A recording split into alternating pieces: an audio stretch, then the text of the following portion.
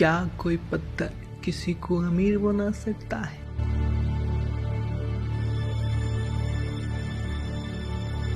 किसी की किस्मत बदल सकता है?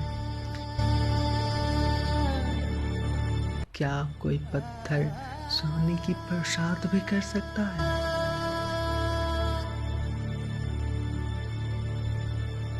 क्या कोई पत्थर अपने संपर्क में आने वाली हर एक लोहे की वस्तु को सोने में तब्दील कर सकता है?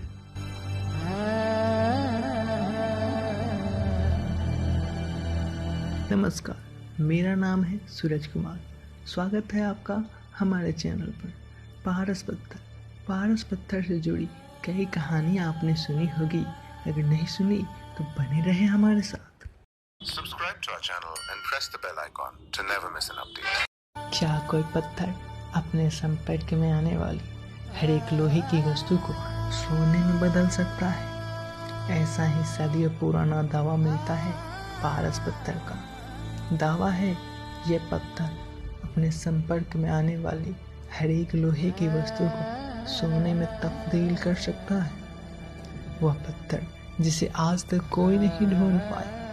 आप ये जानकर हैरान रह जाएंगे कि एक किले में इसके होने का दावा आज भी किया जाता है।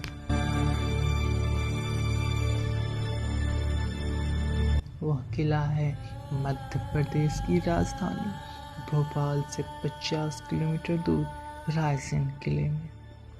दावा है पारस पत्थर आज भी इस किले में मौजूद है।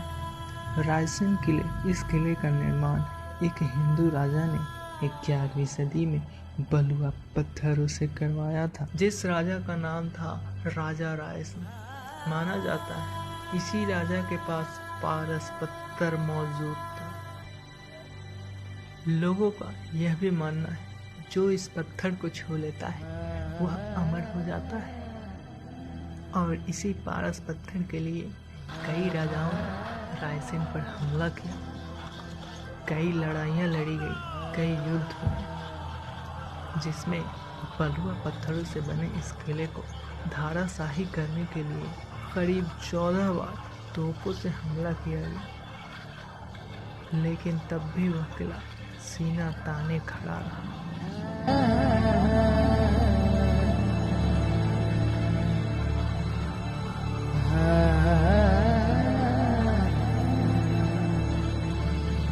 बताया जाता है एक वक्त ऐसा भी आया जब शेर शाह सूरी की नज़र इस किले पर पड़ी। तब के राजा थे राजा पुरंदर और उनकी पत्नी थी रानी रत्नावली, जो बहुत ही खूबसूरत थी, जिसकी खूबसूरती के कारण ही शेर शाह सूरी ने आक्रमण किया।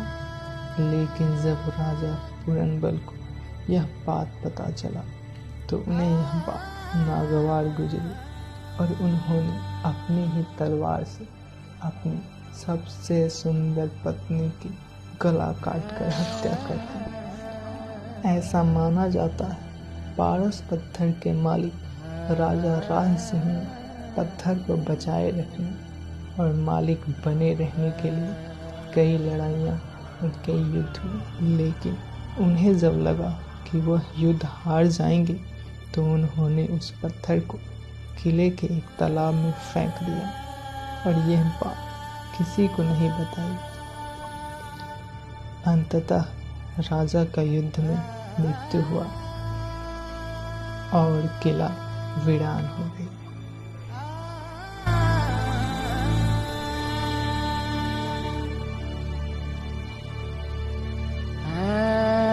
तब कई राजाओं ने किले को खुदवाकर पत्थर को खोजने का प्रयास किया, लेकिन सब असफल रहे। इवन आज भी कई लोग तांत्रिकों के साथ पत्थर की खोज रात में करते हैं। दिन के वक्त जब लोग वहां घूमने जाते हैं तो उन्हें कुछ सामान और गड्ढे देखने को मिलती हैं, लेकिन आज तक पत्थर के बारे में कोई कुछ नहीं कह सका है। वाकई पत्थर कैसा दिखता है?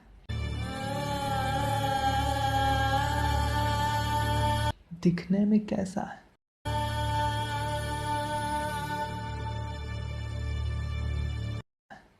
कहाँ है।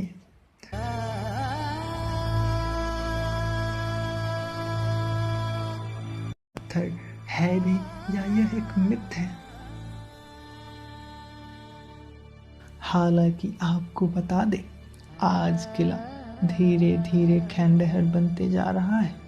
जिस तरह की संरक्षण इस किले को बचाने के लिए किया जाना चाहिए वह नहीं हुआ, लेकिन इसके बावजूद भी बलुआ पत्थर से बना यह किला बेहतरीन इकोसिस्टम का उदाहरण बना है और करीब 10 किलोमीटर वर्ग में फैला हुआ किले की संरचना अपनी ओर आकर्षित करती है और पहाड़ों पर बरसने वाली वर्षा का पानी भूतल पर नालियों के रास्ते किले के कुंड में जमा हो जाती है, जिसके कारण ये दुनिया का सबसे पुराना और बड़ा वाटर हार्वेस्टिंग सिस्टम बना हुआ है। लेकिन इसमें कितनी नालियां हैं और पानी कैसे कुंड में जमा हो जाता है, यह एक रहस्य बना हुआ है। ठीक इसी प्रकार कि पत्थर दिखने में कैसा है और पत्थर कहाँ है, आज तक यह एक रहस्य है। हालांकि कई इतिहासकार पारस पत्थर के नहीं होने का दावा करते हैं। उनका मानना है पारस पत्थर का मतलब किसी भी निर्मूल्य वस्तु का मूल्यवान बन जाने की कला को पारस कहते हैं।